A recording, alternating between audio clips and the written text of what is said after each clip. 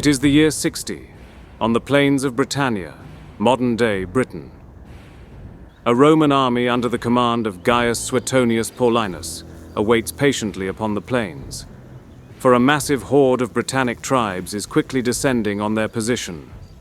With a large Britannic army quickly on the horizon, Paulinus has hastily amassed a force of 10,000 Roman soldiers, including his own Legio XIV Gemina, some vexillationes of the 20th Valeria Victrix, and any available auxiliaries and cavalry he can muster. Knowing full well his force is vastly outnumbered, Paulinus has opted to station his army in a narrow passage surrounded by woods and dense foliage which protected his army's rear and flanks. Just over the horizon approached a massive army of native Britannic tribesmen. They are led by their Iceni warrior queen, Boudica. Queen Boudica, leading the Britons from the front, atop her war chariot, was ever confident in her army's chances at victory. After all, her army outnumbered the Romans at least 8-1. Although the Britons were gathered in considerable force, the Iceni tribe and other tribes had been disarmed by the occupying Romans some years before Boudica's rebellion, and it is believed they were poorly equipped in arms and armor in comparison to their Roman foe. Upon departing to give battle, the Britons had placed their supply wagons at the opposite end of the would-be battlefield, from where their families could watch what they may have expected to be an overwhelming victory. Although not comprehensible at the moment, this act would inevitably have turned out to be a disaster for the Britons.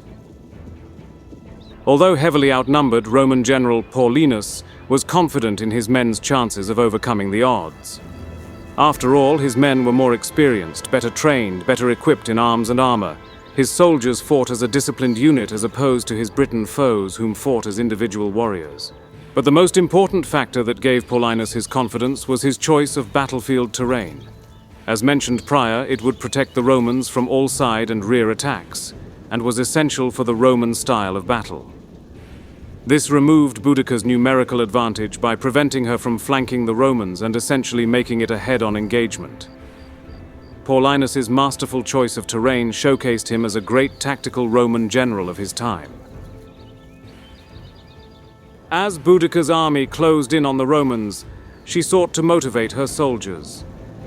The Roman historian Tacitus, who wrote of the battle roughly 50 years later, recorded Boudica's speech to her followers as such. "It is not as a woman from noble ancestry, but as one of the people that I am avenging lost freedom, my scourged body, the outraged chastity of my daughters.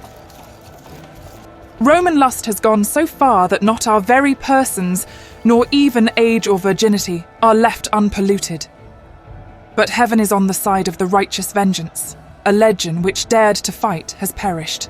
The rest are hiding themselves in their camp, or are thinking anxiously of flight. They will not sustain even the din and the shout of so many thousands, much less our charge and our blows. If you weigh well the strength of the armies and the causes of the war, you will see that in this battle you must conquer or die. This is a woman's resolve. As for men, they may live and be slaves.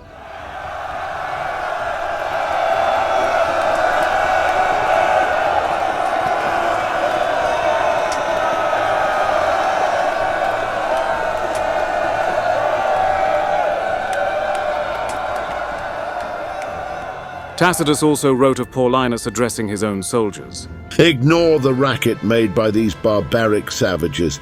There are more women than men in their ranks. They are not soldiers, they are not even properly equipped. We have beaten them before, and when they see our weapons and feel our spirit, they will crack. Stick together, throw your javelins, then push forward, knock them down with your shields and finish them off with your swords. Forget about plunder. Just win here today, and you will have everything.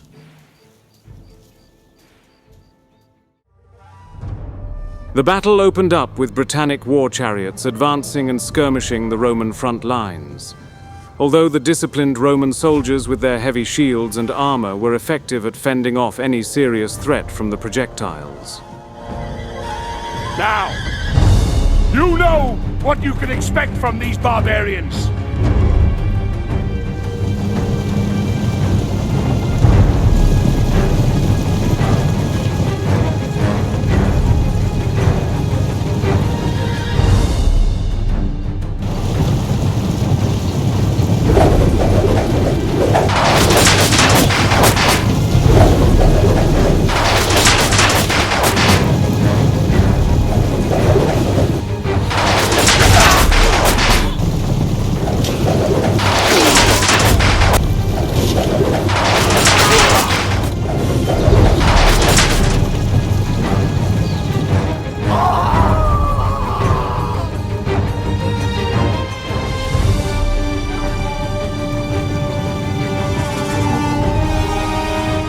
The chariots withdraw and Boudica orders forth her entire army in a full-scale attack.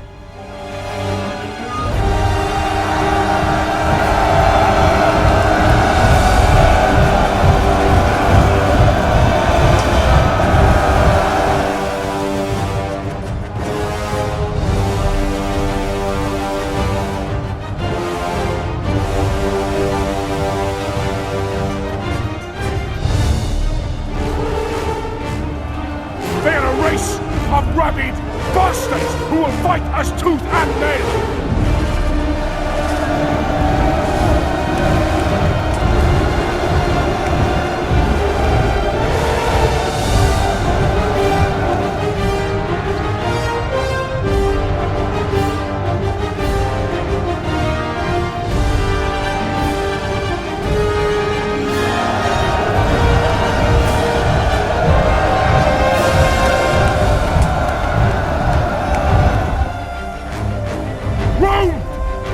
Is civilization! Rome is order! Rome is power! Right as the Britons come within charging distance, the Romans loose their pilums and javelins straight into their ranks, causing chaos and disarray.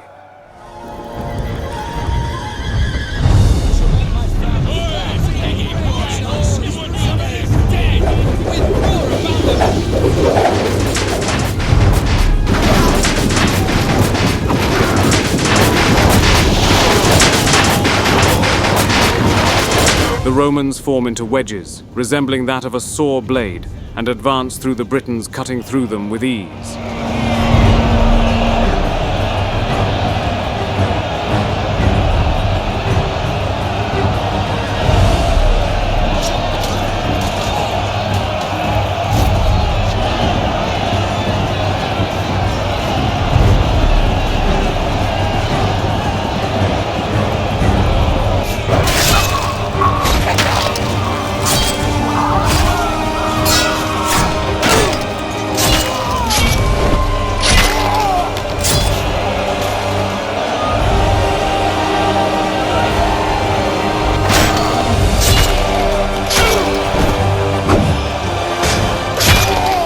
The Romans, in their cohesive and disciplined wedge formations, continue to drive straight through the Britons as if they were a sort of ancient bulldozer, making the Britons' numerical advantage completely and utterly obsolete.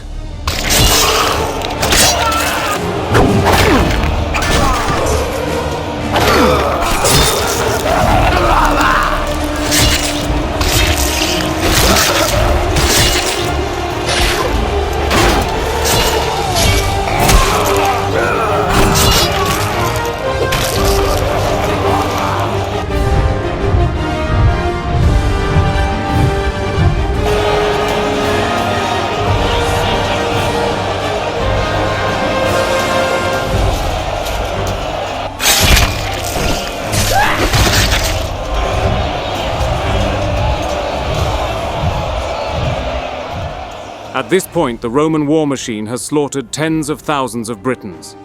The Britons, being pushed back as far as their wagon caravan, begin to panic. They begin fleeing.